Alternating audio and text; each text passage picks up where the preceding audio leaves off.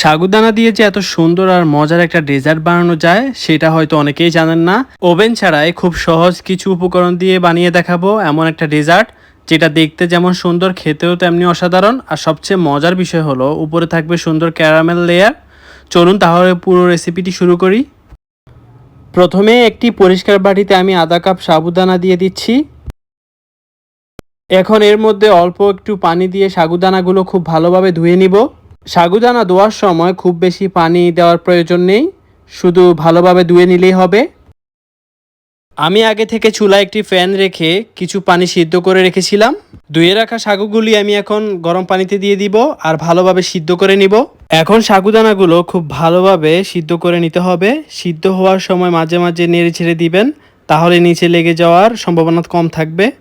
সাগুদানাগুলো যখন স্বচ্ছ আর নরম হয়ে আসবে তখনই বুঝতে হবে যে এগুলো সিদ্ধ হয়ে গেছে।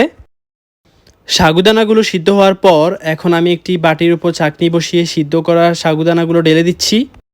সাগুদানাগুলো ছেঁকে নেওয়ার পর এর ওপর অল্প পরিমাণে পানি দিয়ে আবার ভালোভাবে ধুয়ে নিচ্ছি।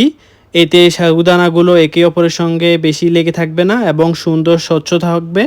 এখন চাকনির মধ্যে সাগুদানাগুলো কিছুক্ষণ রেখে দিচ্ছি যাতে অতিরিক্ত পানি ঝরে যায়। এবার আসি এই ডেজার্টের সবচেয়ে সুন্দর অংশ, ক্যারামেল তৈরি করা। আমি ফ্যানে 1/3 কাপ সুগার দিয়ে দিয়েছি। এখন চিনিটা কম আছে ধীরে ধীরে গলিয়ে ক্যারামেল করে নিতে হবে। চিনি গলতে শুরু করলে ধীরে ধীরে সুন্দর একটা গোল্ডেন ব্রাউন কালার চলে আসবে। তবে খেয়াল রাখবেন ক্যারামেল যেন বেশি পুড়ে না যায়, কারণ বেশি পুড়ে গেলে ক্যারামেল তিতা হয়ে যেতে পারে। আমার ক্যারামেল সুন্দর গোল্ডেন কালার চলে আসছে এবং আমি সঙ্গে সঙ্গে এটাকে যে মোল্ডে ডেজার্ট সেট করব সেখানে ঢেলে দিচ্ছি। মোল্ডটা একটু ঘুরিয়ে ঘুরিয়ে ক্যারামেলটা চারপাশে ছড়িয়ে দিব যাতে চারপাশটা সমানভাবে ক্যারামেল লেগে যায়। এখন আমি মোল্ডটি এক পাশে সরিয়ে রাখবো। এবার একই প্যানে 1 গ্লাস ফুল ক্রিম দুধ দিয়ে দিচ্ছি। এর সঙ্গে আমি নিজের পছন্দ অনুযায়ী কিছু চিনি দিচ্ছি। আপনারা চাইলে 1/3 কাপও দিতে পারেন, কারণ আমি খুব বেশি মিষ্টি খাই না। আপনারা চাইলে চিনি বাড়িয়ে নিতে পারেন, তাহলে ডেজার্টটা একটু বেশি মিষ্টি হবে। এরপর দিয়ে দিচ্ছি আধা চামচ ভ্যানিলা এসেন্স। ভ্যানিলা এসেন্স দেওয়ার কারণে ডেজার্টে খুব সুন্দর একটা ফ্লেভার আসবে। ভ্যানিলা এসেন্স না থাকলে এখানে কিছু এলাচ গুঁড়ো ব্যবহার করতে পারেন। এখন আগে থেকে ছেঁকে রাখা সাগুদানাগুলো দুধের মধ্যে দিয়ে দিচ্ছি। আর সবশেষে দিচ্ছি 1 চামচ আগার আগার পাউডার। এখন আমি হ্যান্ড হুইক্স দিয়ে সব কিছু ভালোভাবে মিশিয়ে নিচ্ছি।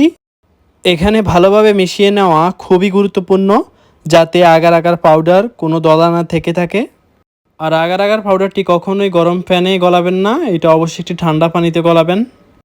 আমি এখানে খুব ভালোভাবে মিক্স করে নিচ্ছি। এইভাবে কিছুক্ষণ মিক্স করার পর আমি এটিকে চুলায় বসিয়ে দিব। অবশ্যই চুলার আঁচটি আমি এখানে লো মিডিয়াম হিটে রাখবো, আপনারাও রাখবেন। এখন একটানা নেড়ে নেড়ে মিশ্রণটি রান্না করতে হবে। ধীরে ধীরে দুধের মিশ্রণটা ঘন হতে শুরু করবে এবং সাবুদানাগুলো সুন্দরভাবে মিশে যাবে। আপনারা যখন দেখবেন মিশ্রণটি ঘন হয়ে গেছে তখনই মোল্ডটা নিয়ে নেবেন।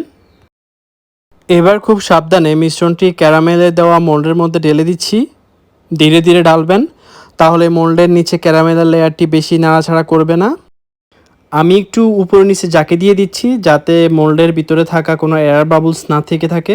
এবং কিছুক্ষণ রুম টেম্পারেচারে রেখে আমি এটিকে ফ্রিজে রেখে দিব।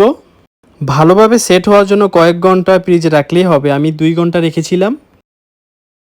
আমি একটু আঙ্গুল দিয়ে ট্যাপ করে দেখলাম ভিতরে কেমন হয়েছে। এখানে একটি ছুরির সাহায্যে আমি মোল্ডের চারপাশে ছাড়িয়ে নিচ্ছি। এরপর একটি প্লেট মোল্ডের উপরে রেখে উল্টে দিচ্ছি সাবধানে। দেখতেই পাচ্ছেন উপরে সুন্দর একটা ক্যারামেলের লেয়ার আর স্বচ্ছ সাগুদানাগুলো কেমন সুন্দর দেখাচ্ছে। এই ডেজার্টটি সাগুদানার টেক্সচার আর দুধের ক্রিমি ফ্লেভারের কারণে ক্যারামেলের মিষ্টি স্বাদ সব মিলিয়ে কিন্তু খেতে অসাধারণ। আর সবচেয়ে ভালো ব্যাপার হলো খুব সাধারণ কিছু উপকরণ দিয়ে কিন্তু এইভাবে বাসায় বানিয়ে নেওয়া যায়।